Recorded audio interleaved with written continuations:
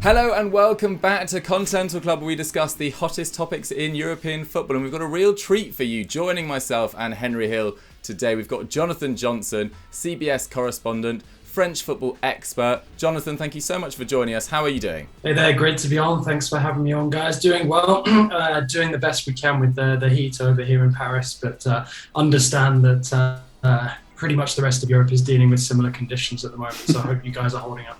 Yeah, absolutely. I think for the first time in maybe years, London is rivaling Paris right now for weather.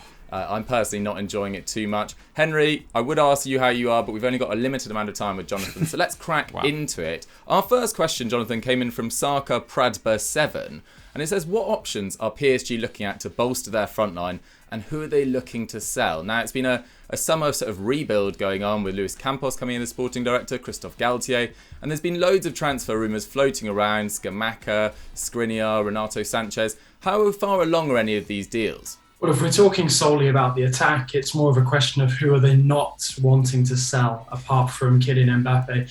I think reality is already set in with regards to Neymar and the fact that he has a contract which runs until 2027. It is going to be very difficult to move him on, both in terms of a transfer fee and wages. So I think Christophe Galtier has played a sensible game so far since his appointment, said all the right things, left the door open for Neymar to impress him, but also made it clear that he's not going to accept any coasting and that there are going to be specific aims and expectations that he needs to meet. Now, in terms of the other attackers, PSG are pretty much open to the departures of anybody else, with the exception of Kylian Mbappe.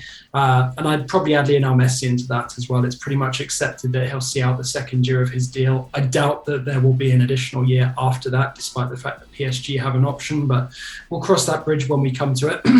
I think the most interesting ones are Icardi trying to be pushed out of the door, as has been the case for quite some time now.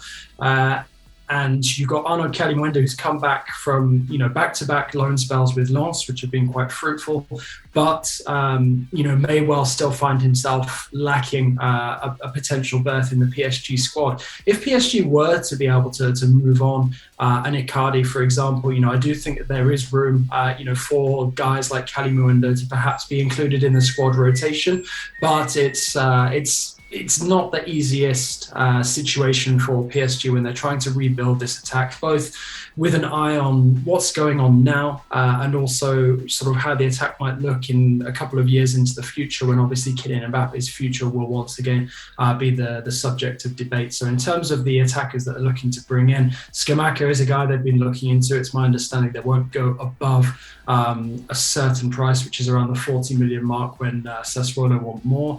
And Hugo Ekitike, who is valued lower than Scamacca. And I think actually is probably a better fit with this PSG squad at this moment in time. A fantastic talent, but somebody who I don't think can necessarily command starting minutes just yet when you're up against the likes of Mbappe and Neymar for a place in the squad. You've got Pablo Sarabia, who's come back on loan and will probably go back into the rotation. Obviously, Angel Di Maria has already moved on. So in terms of the attack, it's looking like it's going to be much changed for PSG. And then, as you mentioned, there are targets in other positions of the squad, Skriniar being a defensive priority. Sanchez is somebody they've looked at, in the midfield. They've already got Vitinha in. Seko Fofana as well was a player they've looked into. But at this moment in time, PSG seem to be, looking to negotiate the prices down a bit and not be, sort of lured into the trap that they've been lured into in the past, where clubs add like a PSG tax almost, of adding on sort of 10 million euros or so to try and absolutely maximize the fee that they can extract. So PSG looking to sort of end that sort of era and go for more sensible deals, both in terms of the fits for the players in the squad, but also the amount spent. Yeah, absolutely fascinating stuff. It feels like a potential exodus on our hands at PSG. I saw on your Twitter feed and numerous other French-based journalists yesterday, it seemed like about 13 players were going to leave. It felt like every midfielder was up for sale except for Verratti and Vitinha, who's obviously just arrived. I mean, Henry, what do you make of the links to Scamacca? Because he did have a really impressive season last year at Sassuolo, but he is pretty raw and inexperienced.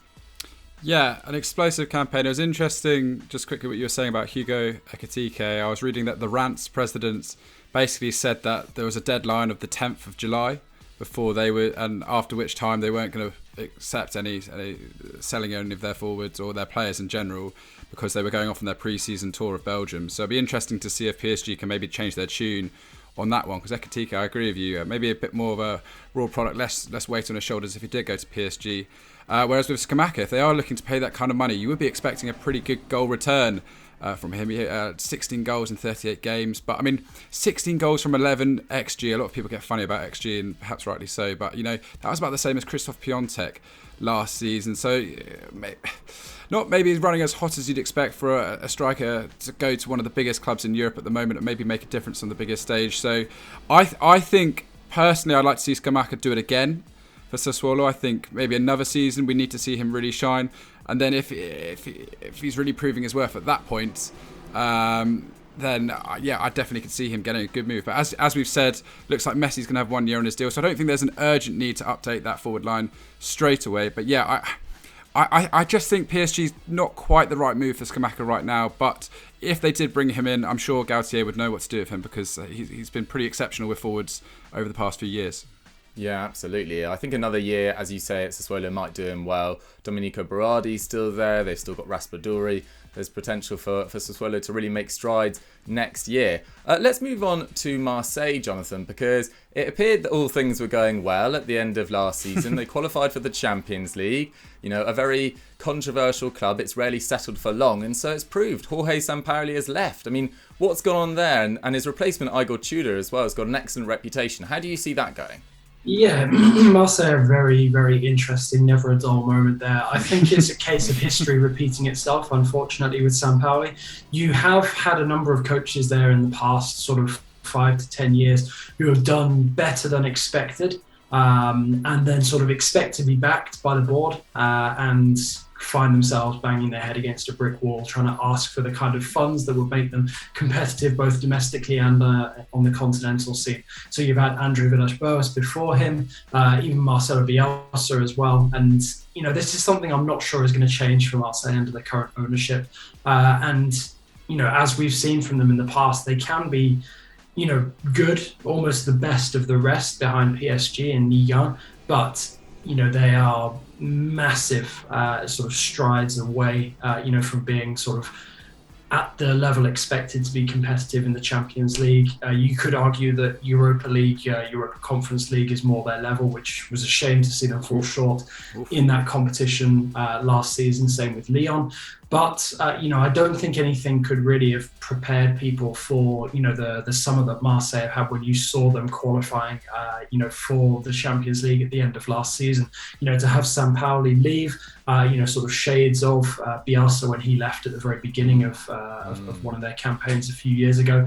And then you have Tudor coming in who, you know, did a decent job with Verona. You know, but I wouldn't say he's necessarily got the track record that you'd expect of someone coming into the OM job. And then you have this crazy situation where his assistant manager, Mauro Camoranese, leaves after about a week, and he's now had to replace him already with Harry Vukias. So it's going to be interesting to see sort of, you know, how long any sort of stability lasts in Marseille. We know how difficult French teams find it to balance domestic and continental action. And I think that Marseille, when you consider the players that they've lost, I mean, okay, they've done some decent business, you know, bringing in the likes of Isaac Touré, you know, and they already had Gigot as well coming in from Spartak Moscow. But when you lose Saliba, you know, in the form that he was in for them, and then Kamara, I think Kamara is probably the one that really hurts Marseille fans the most. Delights me as a Villa fan, but you know, for him to leave Marseille for a non-Champions League club for no European football at all, in fact, you know, that one was a bitter pill to swallow. Yeah, absolutely. And I suppose you know, reported interest from Atletico Madrid in Kamara as well, so a real steal for Villa. I mean, Henry, most of the incomings at Marseille have seemed to focus around making those loans from last year permanent, with the exception of Saliba. I mean, great news to surely get the likes of Guendouzi down to a permanent deal. Absolutely, but we saw these players come in and excel under the previous coach, under Sampaoli, and his fairly maverick style of football. And it's all well and good locking these guys down onto permanent deals, but I imagine they were coming under the idea that more of the same, building on last season. And it'll be interesting to see if Cengiz Ünder, someone who's really blown hot and cold over the last few years, if he can maintain that level under the new coach. I mean, I do like Igor Tudor's track record. He scores a lot of goals. I really enjoyed that Hellas Verona side last season, upsetting a lot of the big boys, really punching above their weight, sort of a fantastic club. So it'll be interesting to see if he kind of continues Marseille on the front foot. But yeah, like I said, a lot of these players have been bought in under the pretense of the previous manager, so it'll be interesting to see if they can buy into the new tactics and move on. But I mean, as we've sort of touched on, you just never quite know with Marseille. They are one of the kind of the great clubs of European football for all the right and wrong reasons. So if there's any team that can kind of make this madness work, I'm pretty sure it's them. But yeah, it's an intriguing time for them. I just hope Tudor knows what he's got himself into. Yeah, still pretty inexperienced. I think it was only the year before last that he was the Juve assistant manager as well, so still pretty green, as it were. Let's move on to Reese Holyhand's question. Is there any movement on Jonathan David? Now, Jonathan, we've been talking about Jonathan David on Eurofootball Daily for a long time now, and it seemed like he was going to be one of the hot topics this summer. Didn't maybe have his best campaign last year, but there's been very little speculation about his future. Is he going to stay at Lille for another year then? Yeah, let me guess, you guys were talking about him a lot during the winter transfer window, and then he went on that run of about 20 games where he didn't score a goal. Yeah, little Baron. No, obviously that was majorly unexpected, and I think that has hit his price tag that Lille were hoping to get for him. And I don't think it's changed the fact that David himself wants to move on. And the fact that Lille would be prepared to cash in on him if possible. The problem is a lot of those suitors have now sort of moved him almost into like the standby position where they need him to get back into that kind of form for them to really stump up the money necessary, which perhaps creates an opening for a smaller ambitious club to come in and perhaps lure him away with a slightly lower fee, but also an enticing enough project for him to want to commit to. Because let's not forget, if he does stay with Lille, he won't be playing in European competition given the disastrous attempt at a title defence last season. You've got Mohamed Bayo coming in from Clermont, who is a very interesting signing. And LOSC themselves have been sort of working on a shoestring almost, because at the end of the day, the remit of the current leadership of the club is to bring in as much money as possible via transfers in order to pay off the mammoth debt that the club has been saddled with after Gerard Lopez, who everybody knows is currently putting Bordeaux through the ringer, had a pretty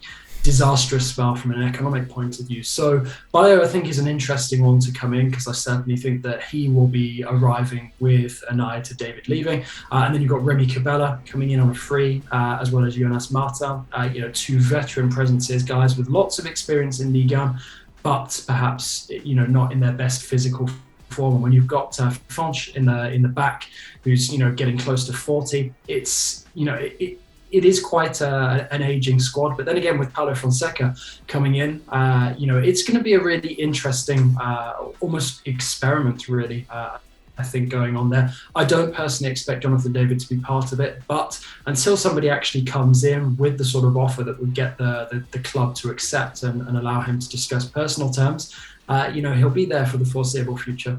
Yeah, big fee coming out of Belgium as well. I think it was a Belgian record in terms of departure fee, and was on a pretty long contract as well. So yeah, maybe one to keep an eye on in 2023 and 2024. Let's quickly move on to Hecky Bang's question. Is Paqueta good enough to justify his €60 million price tag? Now, before we find out Jonathan's expert opinion on whether Paqueta is likely to join Arsenal, which seems like the speculation over the last few days, Henry, what sort of player is Paqueta? Do you think he'd suit Premier League football? Would this be a move you potentially be behind? Oh, absolutely. I think he's a fantastic player. He's really found his feet again, hasn't he, over at Lyon? And he's an amazing passer. I think unlock a defence pretty well in the final third. And he's got that kind of Brazilian flair, which you really admire about him. So yeah, I think he'd be excellent. Scored 21 and assisted 13 in 77 games for Ligon. I mean, that's 0.4 goal contributions a game at the moment. So, as we said, really found his feet back in French football. And I think Newcastle were linked with him quite heavily. Is there space for him in this Arsenal side? Perhaps. I think it really increased the level of competition there.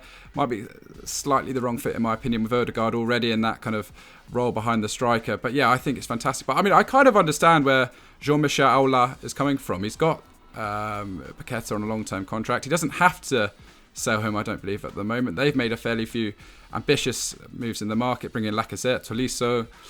So I don't think they're in a... I think he has... There's this assumption that why wouldn't he sell to English clubs at the moment? Like Lyon have their own project in mind. They're looking to get back towards the top end of the table, sort of new ownership and ambitious kind of activity in the transfer market already. So yeah, I think it's completely fair enough that they're trying to price him out of a move at this point. But if anyone can get him for a decent price and not an inflated fee, then I think he would be superb for the Premier League. Yeah, I tend to agree. I think he's a wonderful player. Jonathan, in terms of the actual feasibility and likelihood of this move to the Premier League, do you see it happening? I don't think it's impossible. I think, Paqueta is somebody who, he has his place in the Lyon project if he wants to stay, but Lyon, with the sort of direction that they're pursuing at the moment, which is repatriating a lot of their former talents who have come through their youth academy, I don't think that they would be averse to cashing in on him, especially when you consider that you've got someone like Houssem Aouar, who seems to be linked with big clubs every transfer window, and that's almost sort of something that I think people have become like... it's almost become like a habit for people instead of actually being based on his form. He's so inconsistent that I think if you're looking at Lyon's best performers, you'd be more confident, going in with a bigger fee for somebody like Paqueta than going in for somebody like Aouar at this moment in time. So I think that despite the fact that, Paqueta, Lyon fans, that Lyon, the club, recognise that he is a fantastic talent and has done very well for them. That I don't think they'd stand in his way if the right offer came in. It's just a question of ensuring that they don't get lowballed, because of the financial situation generally of French clubs, who find themselves in a position where they can't say no to certain offers beyond a certain price. So I think that Paqueta would move on if the right offer came in from a Premier League club. And I think it's something that he'd be interested in as well, especially when you look at how Bruno Guimaraes has succeeded with Newcastle since leaving. Yeah, absolutely. I think Paqueta would be a perfect fit for particularly Newcastle. I think Arsenal's slightly of a little strange given they've got Odegaard, given they brought in Fabio Vieira. But Jonathan, I know that you've got to go now. Henry and I are going to do some quick fire questions after the break. But thank you so much for joining us on today's Continental Club. Where could people find you if they want to read some of your content or watch more of your interviews like this? Thanks a lot for having me on, guys. It's been an absolute pleasure. The best place to find me is on Twitter @JON_Legosit, and there you'll find most of my articles, retweets of various interviews, including this one. Perfect. Thank you so much for joining us, Jonathan.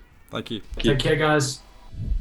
Right, welcome back to part 2. Thoroughly enjoyed Jonathan Johnson. I mean, Henry, what a guy. Very knowledgeable. Yeah, brilliant. Put us to shame. It's great that I think it's testament to you and the way you've built up Continental Club that we can get guests like that in. So yeah, he was brilliant, and I'm really intrigued to see how Ligue 1's going to play out next year, because actually I don't think PSG are strengthening perhaps as much as in previous years. If you think about some of the signings they're making, they're a bit more sort of a gamble. So it's moments like these where the other clubs tend to have an opportunity to catch up. I'm worried for Marseille. But, Lyon look like in a slightly better place than they were. And there's other teams that I think, Monaco, certainly they're on the up at the moment. I think it's going to be a fascinating season again in Ligue 1. And who knows? Who knows how long PSG will stick to their new mantra of sort of dropping the glitter, to quote Al Khalifi, and sort of focusing that way. But yeah, no, it's brilliant. I just want to put the heat has made my hair literally expand like an afro. So if anyone's wondering why on earth I look like this, I don't quite know what's going on, but it's a look that will have to stay for now. But yes, I'm excited to continue our French special. Yeah, exactly. I mean, I haven't had quite the same issue with the heat, actually. My strands are still nicely in place, all 4 of them. Anyway, let's continue on. Before we get on to who might challenge in Ligue 1 next year, we're just going to do a quick discussion about Bordeaux, Henry, because they are a fallen French giant, but a big name in French football, and they've had to drop down to the 3rd tier. What's gone on with this one?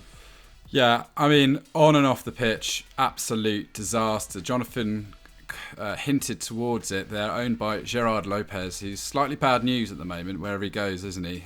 Sort of Luxembourg-based businessman. Took out a hefty loan to buy Lille, which ultimately he couldn't pay back, which was the club was then reclaimed by its American creditors, and sort of gone on from there. And he's taken on Bordeaux, and it just sounds like they're in a really bad place. RMC Sport claimed the club's deficit was 40 million euros, and they desperately basically need Sevilla to sell on Jules Koundé because they've got a sell-on clause there, and they're going to get a piece Cheeky of that. sell-on, yeah. Yeah, they're just looking for any kind of finance at the moment. And last season, to touch on that, absolute disaster. They fell 5 points from safety, conceded 91 league goals. I mean, Bordeaux.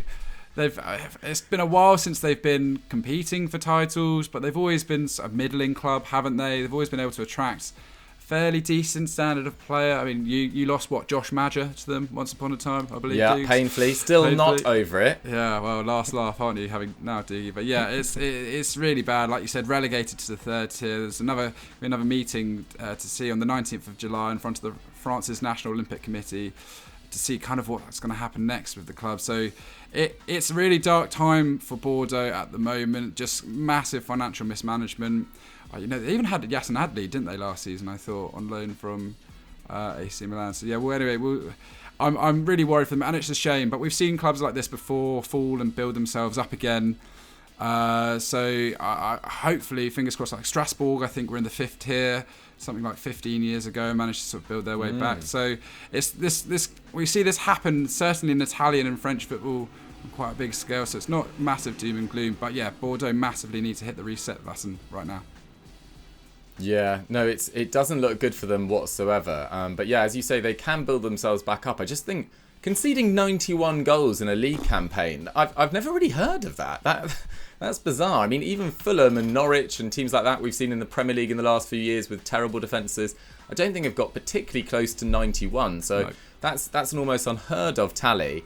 And as you say, off the pitch doesn't look great. There was a march the other day about with their fans to try and rally support, and Gerard Lopez said that he did have the money to save the club, but he was keeping it in a locked away bank account. And then there was also speculation that he turned down deals to sell the club in May because he was encouraging the prospective owners to also buy Boa Vista at the same time.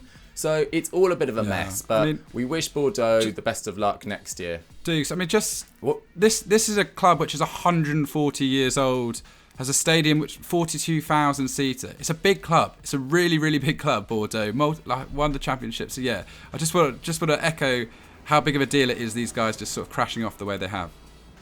Yeah, absolutely. And we've seen big clubs in England like Sunderland, I'm not just being biased there, Portsmouth, Bolton, etc., all drop down to the third tier. Ipswich have struggled to get out of that for a number of years. So it can happen to any club all around, all across Europe. So best of luck to Bordeaux. Let's move on to Hecky Bang's question, which we'll wrap up the show with. I mean, PSG probably won't be challenged for the title, but Henry, how do you see the sort of Champions League fight going next year in France? I'm not too sure. I think maybe Monaco could. We've seen them in the past.